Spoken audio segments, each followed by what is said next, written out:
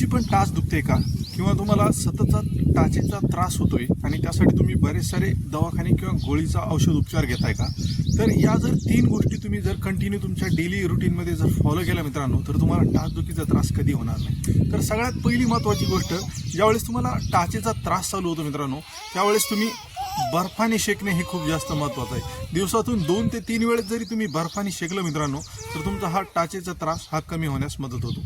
दुसरी गोष्ट मित्रांनो, ज्याच्यामध्ये तुम्ही चप्पल किंवा शूज जे वापरता ती एक क्वालिटीची जर तुम्ही वापरली, तर एक चांगल्या ब्रँडचा जर शूज तुम्ही 2 ते 3 हजारापर्यंत चांगला जर वापरला मित्रांनो, तर तेच पैसे तुमचे दवाखान्यात जे जाणार आहेत ते तुमचे पैसे वाचू शकतात आणि तुमच्या टाचीवर जो काही भार येतोय तो त्या शूजमुळं कमी होण्यास मदत होतो.